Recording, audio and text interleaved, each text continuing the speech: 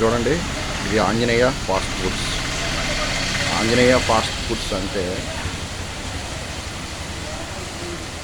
ఇదేమన్నా శాకాహార అల్పాహారము భోజనమో హోటల్ కాదు.